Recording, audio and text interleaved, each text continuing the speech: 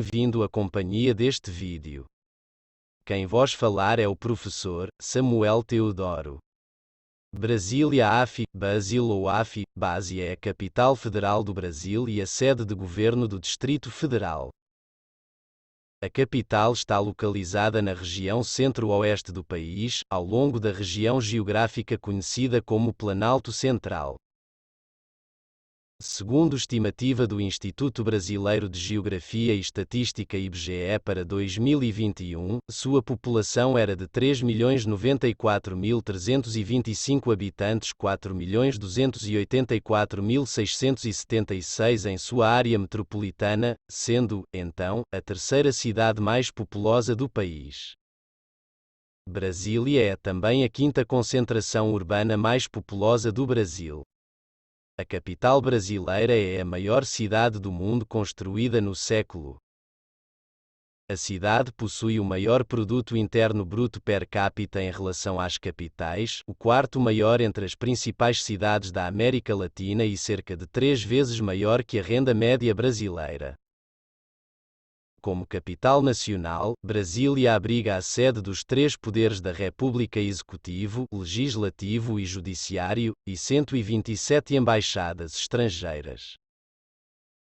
A política de planejamento da cidade, como a localização de prédios residenciais em grandes áreas urbanas, a construção de enormes avenidas que atravessam a cidade e a sua divisão em setores, tem provocado debates sobre o estilo de vida nas grandes cidades no século XX.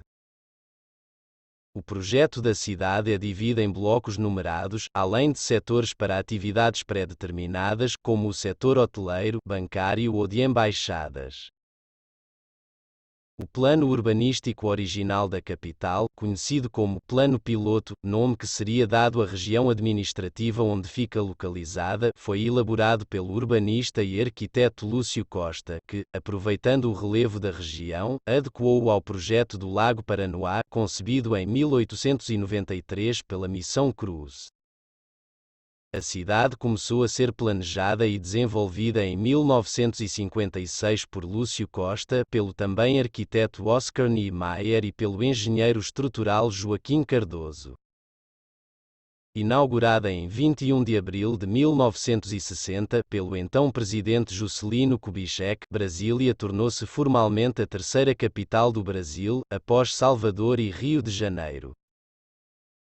Vista de cima, a principal área da cidade é descrita frequentemente como tendo o formato de um avião, mas a proposta inicial de Lúcio Costa era de que se assemelhasse ao sinal da cruz, e um dos eixos foi depois arqueado para se adaptar ao relevo da região.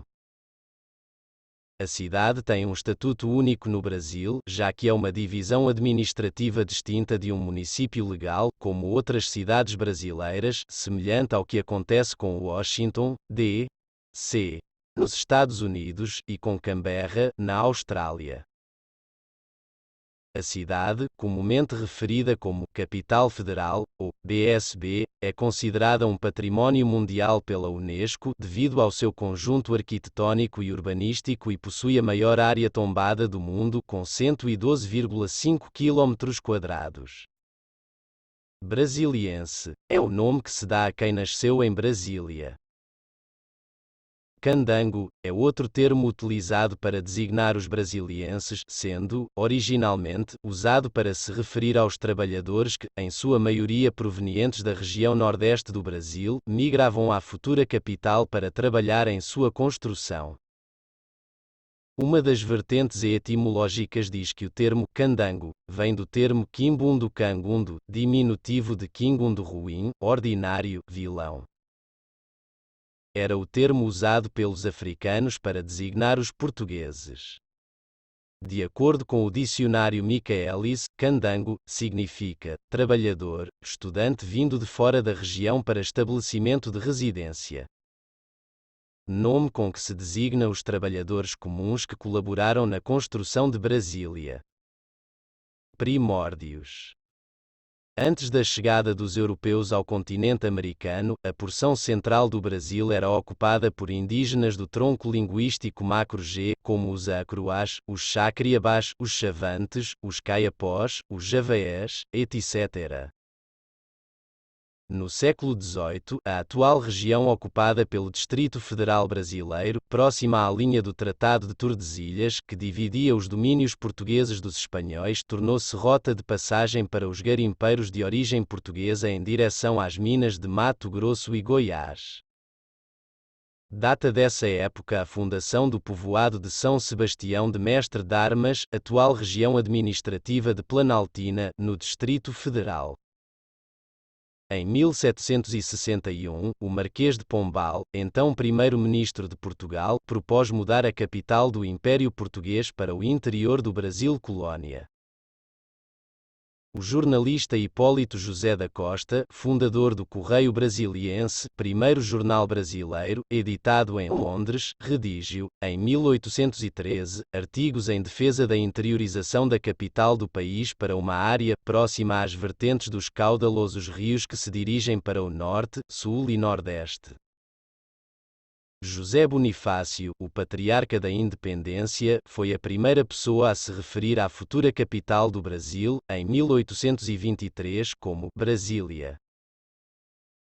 Desde a primeira Constituição Republicana, de 1891, havia um dispositivo que previa a mudança da capital federal do Rio de Janeiro para o interior do país, determinando como pertencente à União, no Planalto Central da República, uma zona de 14.400 km², que será oportunamente demarcada, para nela estabelecer-se a futura capital federal.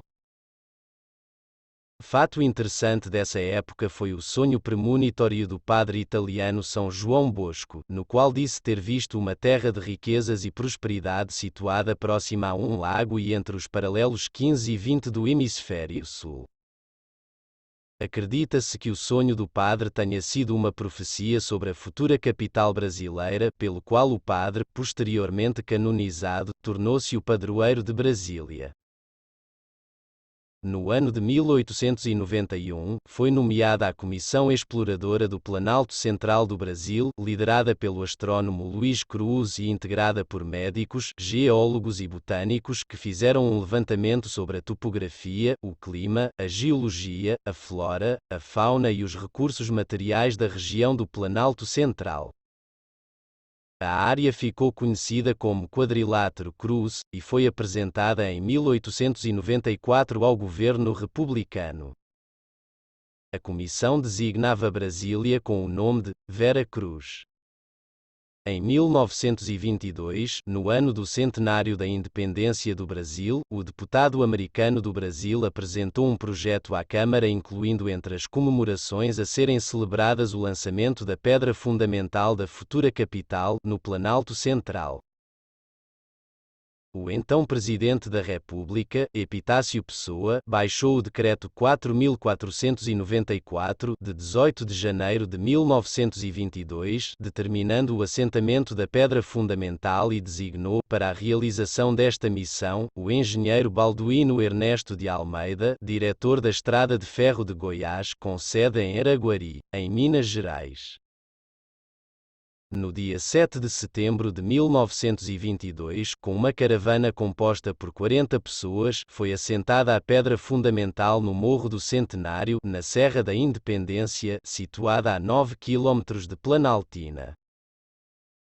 Em 1954, o Marechal José Pessoa Cavalcanti de Albuquerque foi convidado pelo Presidente Café Filho para ocupar a presidência da Comissão de Localização da nova capital federal, encarregada de examinar as condições gerais de instalação da cidade a ser construída.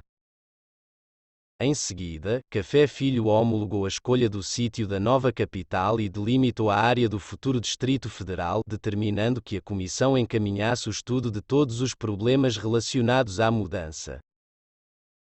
A Comissão de Planejamento e Localização da nova capital, sob a presidência de José Pessoa, foi a responsável pela exata escolha do local onde hoje se ergue Brasília. A idealização do plano piloto também foi obra da mesma comissão que, em robusto relatório, redigido pelo Marechal José Pessoa, de título Nova Metrópole do Brasil, e entregue ao Presidente Café Filho, detalhando os pormenores do arrojado planejamento que se realizou. O Marechal José Pessoa não imaginou o nome da capital como Brasília, mas sim Vera Cruz, de modo a caracterizar o sentimento de um povo que nasceu sob o signo da Cruz de Cristo e estabelecendo ligação com o primeiro nome dado pelos descobridores portugueses. O plano elaborado respeitava uma determinada interpretação da história e não descaracterizava as tradições brasileiras. Grandes avenidas chamar-se-iam Independência, Bandeirantes, etc. Diferentes, portanto, das atuais siglas alfanuméricas de Brasília, como W3, SIQS, CSC, SIMU e outras. Por discordâncias com o presidente Juscelino Kubitschek, o Marechal José Pessoa abandonou a presidência da comissão, tendo sido sucedido pelo coronel do Exército Ernesto Silva, que era o secretário da comissão. Ernesto Silva, que também era médico, foi nomeado na sequência presidente da Comissão de Planejamento da Construção e da Mudança da Capital Federal 1956 e diretor da Companhia Urbanizadora da Nova Capital, Nova Cap 1956-61 avos, tendo assinado o edital do concurso do Plano Piloto, em 1956, publicado no Diário Oficial da União no dia 30 de setembro de 1956. No ano de 1955, durante um comício na cidade goiana de Jataí, o então candidato à presidência, Juscelino Kubitschek, foi questionado por um eleitor se respeitaria a Constituição, interiorizando a capital federal, ao que Juscelino afirmou que transferiria a capital. Eleito, Juscelino estabeleceu a construção de Brasília como meta-síntese de seu plano de metas. O traçado de ruas de Brasília obedece ao plano piloto implantado pela empresa Nova Cap a partir de um anteprojeto do arquiteto Lúcio Costa, escolhido através de concurso público nacional. O arquiteto Oscar Niemeyer e o engenheiro estrutural Joaquim Cardoso projetaram os principais prédios públicos da cidade.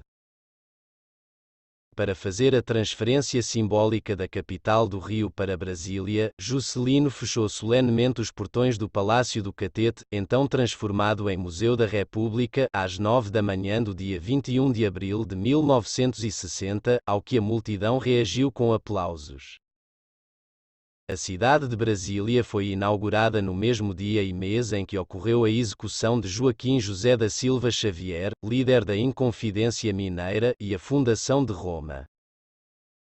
O princípio básico das estratégias políticas de Juscelino Kubitschek, segundo o próprio, era apropriado do moralista francês Joseph Joubert, para quem não devemos cortar o nó que podemos desatar.